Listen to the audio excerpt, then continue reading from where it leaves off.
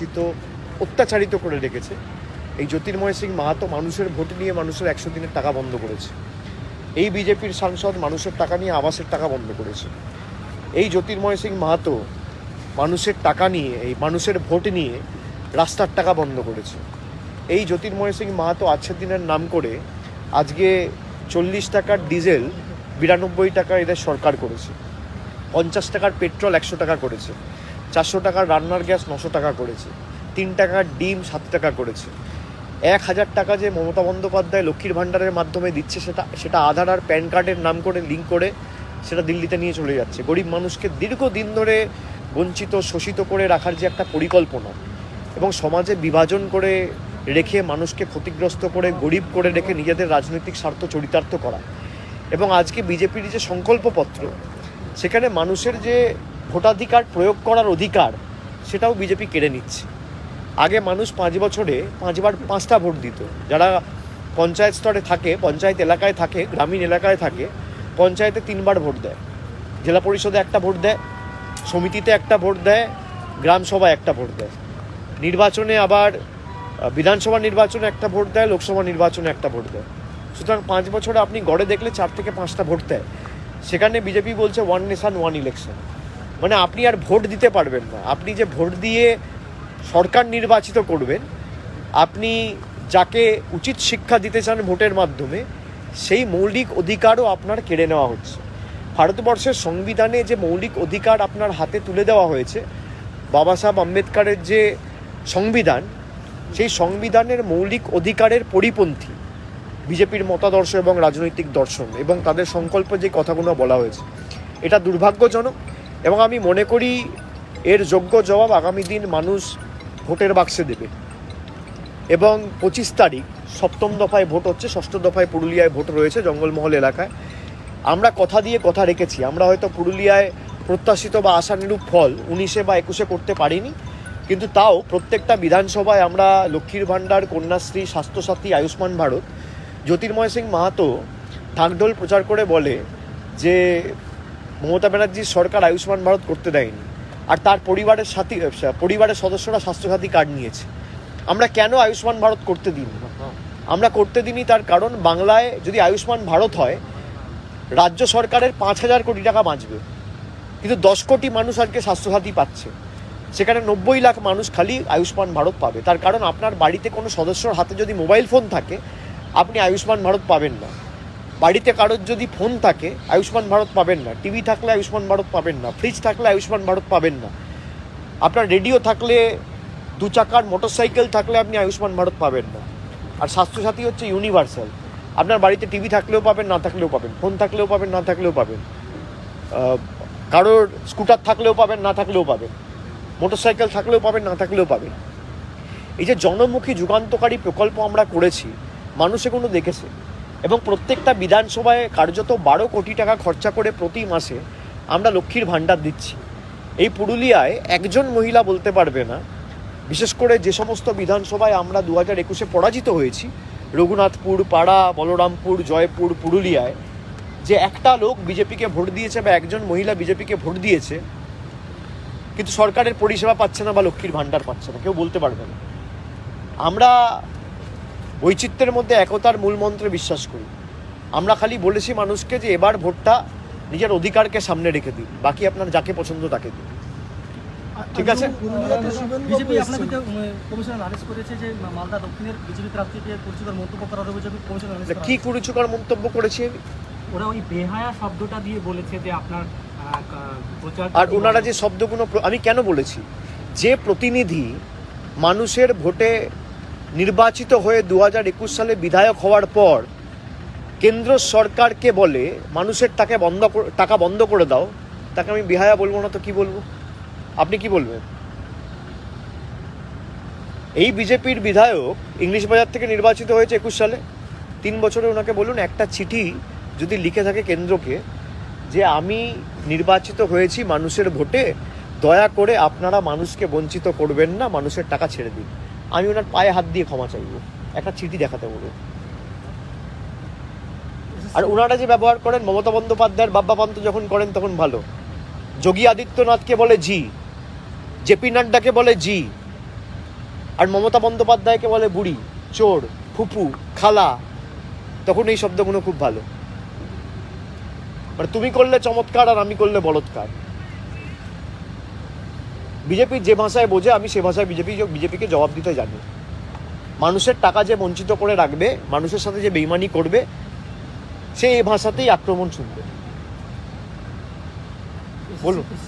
আপনি গতকাল নবজোয়ার শুরু করেছিলেন 2023 আজকের দিনে শুরু করেছিলেন। আজকের দিনে শুরু করেছিলেন এবং সেই নবজোয়ার সারা রাজ্যে পঞ্চায়েতে একটা বড় সাফল্য এনে দিয়েছে, কি বলবেন? এবং সেদিনও কোচবিহার ছিল একটা। দেখুন, আমি একটা কথাই বলেছিলাম নবজোয়ার শুরু করার সময়, আমি যখন দীর্ঘ 2 মাস রাস্তায় ছিলাম, মানুষকে বলেছিলাম আপনারা নিজের অধিকারকে সামনে রেখে ভোটাধিকারটা প্রয়োগ করুন। তার কারণ মানুষের কি ক্ষমতা মানুষ সেটা জানে না।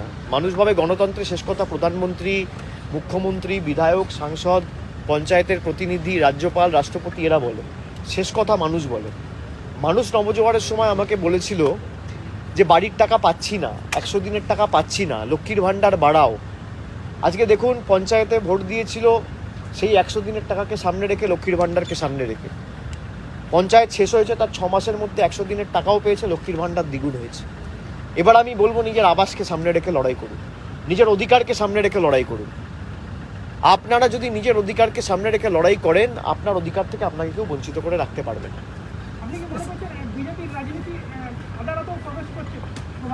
এটা সর্বজন বিদিত। তার কারণ আদালতের জজেরা যারা এই মামলা শুনছিল, এসএসসি মামলা, তারা বিজেপির প্রার্থী আছে আজকে, এবং যারা পরিকল্পিতভাবে বিজেপির কথায় রায় দিচ্ছে। দেখুন, 100 দিনের টাকা যখন বন্ধ ছিল, আমি বলেছিলাম যে হতে পারে যে 10 জন মানুষ, 100 জন মানুষ, 1000 জন লোক, 5000 জন লোক হয়তো দুর্নীতি করেছে। তার জন্য আপনি 60 লাখ মানুষের টাকা বন্ধ করে রাখতে পারেন না। আজকে 25,000 যোগ্য লোকেরও চাকরি কেড়ে নিল আদালত। তার মানে আদালতের তর্কেই যদি আমি ধরি, একজন বিচারপতি থাকাকালীন বলেছে BJP approach me and I approach BJP, মানে বিজেপির সাথে তিনি যোগাযোগে ছিলেন। তাহলে সেই বিচারপতি যদি বিজেপিতে যায়, তাহলে ভারতবর্ষ থেকে কলকাতা হাইকোর্টটাকেই তো তুলে দেওয়া উচিত। আদালতের তর্ক হিসেবে, যুক্তি হিসেবে যদি আমি দেখি, আপনি বলছেন 1000 জন, 1500 জন বাড়তি প্যানেলের বাইরে থেকে চাকরি পেয়েছে, তাই পুরো প্যানেল বাতিল। তাহলে একজন বিচারপতি বিজেপিতে জয়েন করেছে, তার মানে তো সব বিচারপতি বিজেপি হয়ে গেল। আমি তো তা বলছি না। তো আপনার যুক্তি যদি ধরে নিই, তার মানে তো তাই হচ্ছে। বিচারপতি বলেছেন যে সবার চাকরি বাতিল করে দেওয়া হবে, এবং তার 2 দিন আগে বিজেপির নেতা শুভেন্দু অধিকারী তিনি বলছেন আমি সপ্তাহের শুরুতেই বোম ফাটাবো। একটা সপ্তাহ শুরু হয় কবে? সোমবার। আপনারাই বলছেন সোমবার। রায়টা এলো কবে? সোমবার। এটা কি কাকতালীয়? আমি এইটুকু প্রশ্ন খালি সাধারণ মানুষের কাছে রাখছি। গতকাল ওন্দার বিধায়ক অমর শাখা তিনি একটা কর্মী সভা থেকে, একটা জনসভা থেকে বলেছেন এ তো সবে শুরু। এপ্রিলের 30 তারিখের মধ্যে আরো 59,000 যোগ্যদের চাকরি যাবে। যাদের চাকরি গেছে আমি তাদের অনুরোধ করব, যারা যোগ্য আমি তাদের অনুরোধ করব যে আপনারা বিব্রত হবেন না, বিরত হবেন না।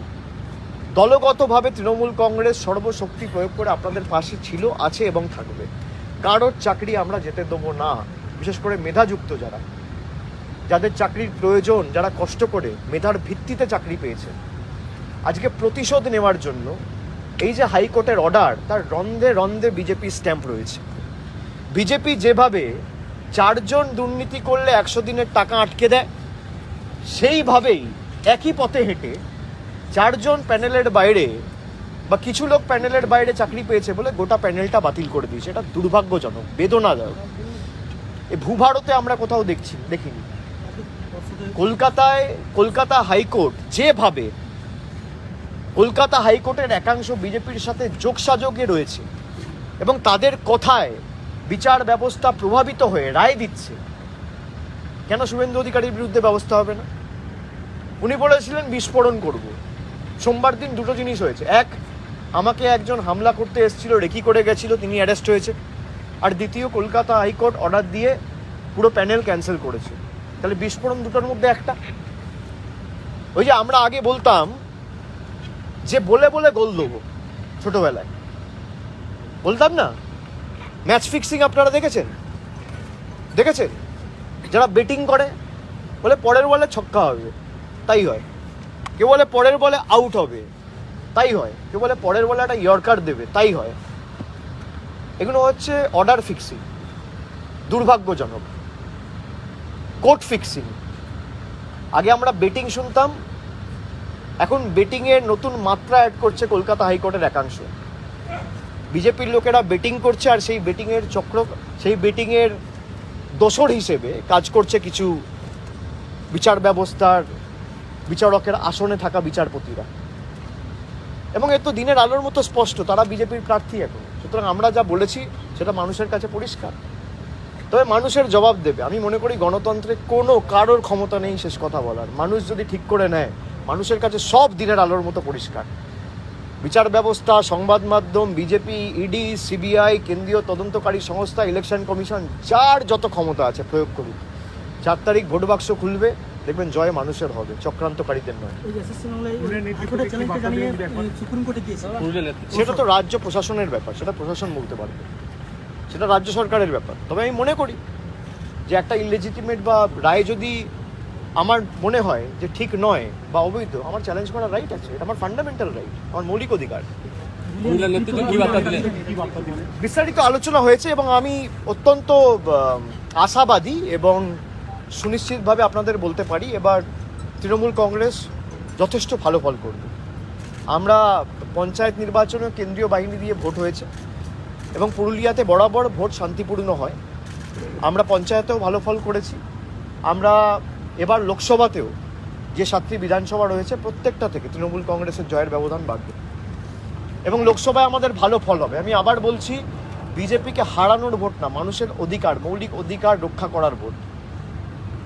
এই যে অভিন্ন দেওয়ানি বিধি করে মানুষের মৌলিক অধিকার কেড়ে নেওয়া, সংবিধানে আপনার ভোটাধিকার কেড়ে নেওয়া, এসটি কর্মীদের মধ্যে ঝগড়া লাগিয়ে রাখা, মূল্যবৃদ্ধি আকাশ ছোঁয়া, আজকে এই যে একের পর এক ঘটনাগুলো ঘটেছে, বাড়ির টাকা বন্ধ, রাস্তার টাকা বন্ধ, জলের টাকা বন্ধ, সর্বশিক্ষা মিশনের টাকা বন্ধ, আপনি আমাকে দেখাতে পারবেন একটা চিঠি জ্যোতির্ময় সিং মাহাতো লিখেছে, বিজেপির একজন বিধায়ক লিখেছে? আপনি দেখান, আমি পায়ে হাত দিয়ে নমস্কার করবো, ক্ষমা চাইব।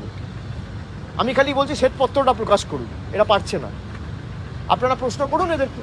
আমি যে প্রশ্নগুলোর উত্তর দিলাম, আমি তো দাঁড়িয়ে উত্তর দিলাম, আপনারা বিজেপির নেতাদের করুন, বাকি উত্তর ওরা দিক।